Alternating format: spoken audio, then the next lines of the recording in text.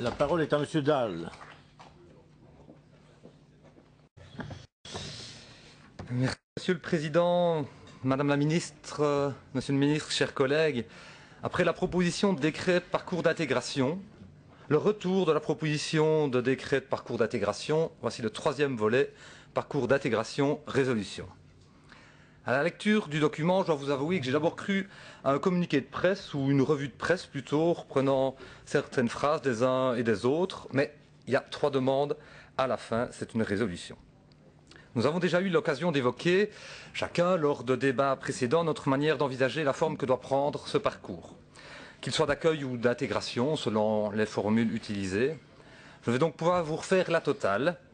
Ma vision et celle de mon groupe que doit être ce parcours d'accueil ne vous est pas inconnue, pour ceux qui s'intéressent au débat.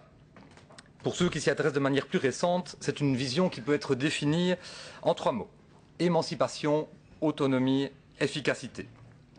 Nous désirons voir mis en œuvre un parcours qui aura pour objectif de fournir à la personne le soutien et les informations nécessaires pour mener sa vie dans notre région, en toute autonomie.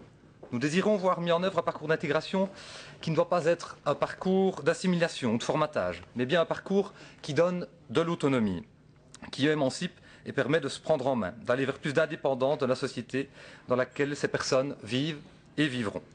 Un parcours qui doit être pensé au mieux des intérêts des personnes primo-arrivantes, parce que ce parcours correspond à un réel besoin. Besoin d'avoir des cours de langue pour être rapidement autonome dans la société au quotidien.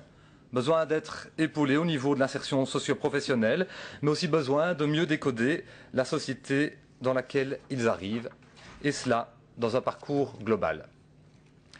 Les mentions dont je parlais, c'est bien évidemment la langue parlée dans laquelle, la langue parlée là où l'on vit. C'est une évidence. Il y a surtout la question de l'obligation couplée à des sanctions par rapport à ces cours de langue.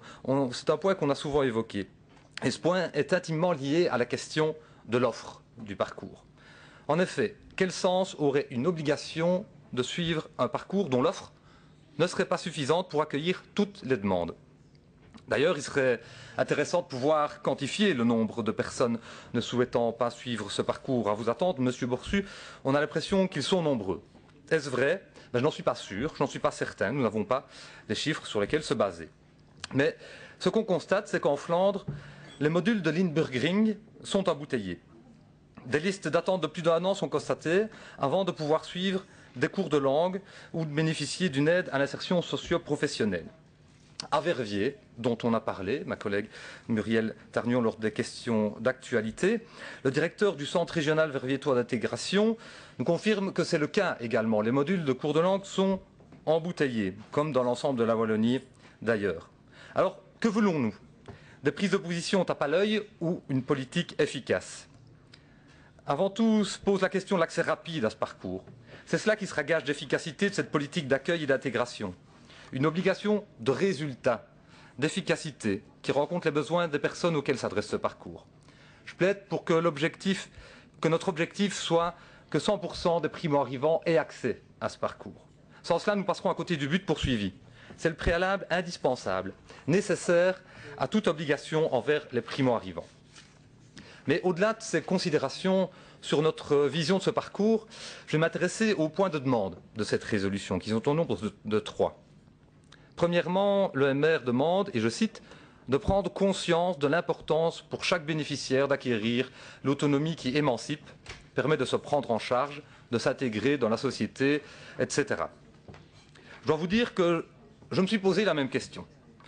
Après que la déclaration de politique régionale mentionne qu'au départ des initiatives existantes et des organismes en place, le gouvernement mettra en place un véritable parcours d'accueil et d'intégration des primo-arrivants, après avoir questionné personnellement Madame la Ministre via des questions d'actu, ici même en plénière, des questions orales et interpellations en commission, après avoir demandé les auditions du CIRE, Coordination Initiative pour Réfugiés et Étrangers, le BON, le Bruxelles Ontaal Bureau, qui met en œuvre le parcours flamand à Bruxelles, et que ces auditions se soient déroulées en commission, je désespérais que mes collègues MR prennent conscience de l'importance de la mise en place d'un tel parcours d'accueil.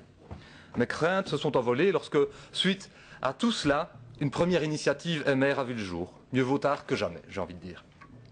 Je passe à la deuxième demande formulée, une concertation avec les autres niveaux de pouvoir. Là, nous devons constater que le gouvernement a déjà répondu à ces attentes, puisqu'en effet, c'est en mai 2011 qu'une première note décisionnelle commune fixant un cadre global et une définition du public visé qui a été approuvée par les différents gouvernements wallons de la Fédération Wallonie-Bruxelles et de la COCOF. Madame la ministre nous en avait fait d'ailleurs l'exposé en commission le 3 juillet dernier. Enfin, troisième demande, qui est que le gouvernement dépose au Parlement un texte décrétal avant la fin de l'année 2012. J'ai encore le souvenir, vague peut-être, mais souvenir quand même, qu'il y a 16 jours exactement sur le coup de minuit, j'ai souhaité une excellente année 2013 à mes amis. Je dois donc conclure que le gouvernement aurait des difficultés à remonter le temps pour répondre aux attentes formulées ici. Chers collègues, ne soyez pas caricatural, regardez la date du dépôt de notre texte, s'il vous plaît, et les engagements antérieurs du gouvernement. Ceci grandirait le propos, me semble-t-il. Moi, j'aurais apprécié qu'en commission, il y ait un amendement qui soit déposé pour modifier cette date de manière à faire coller à la réalité. Vous êtes mal informé, il y a un amendement derrière vous. Vous savez que le règlement permet le dépôt des amendements jusqu'à la fin de la discussion générale. Tout à fait, en commission aussi. Article ad hoc du règlement, chers collègues. Tout à fait, en commission aussi. Mais par contre, c'était le 24 décembre que le gouvernement wallon a approuvé en première lecture un projet de décret relatif au parcours d'intégration des primo-arrivants souhaitant s'installer durablement en Wallonie. Ce texte devrait donc arriver prochainement sur la table de notre commission de l'action sociale. Mais nous n'allons pas faire la discussion sur ce futur décret aujourd'hui.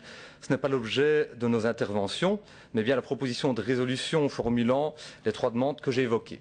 Et donc, Monsieur le Président, Madame la Ministre, Monsieur le Ministre, chers collègues, pour ces différentes raisons, mais également parce qu'aux prises d'opposition tape à l'œil, nous préférons voir se mettre en œuvre une politique efficace, le groupe écolo ne soutiendra pas cette proposition de résolution. Je vous remercie.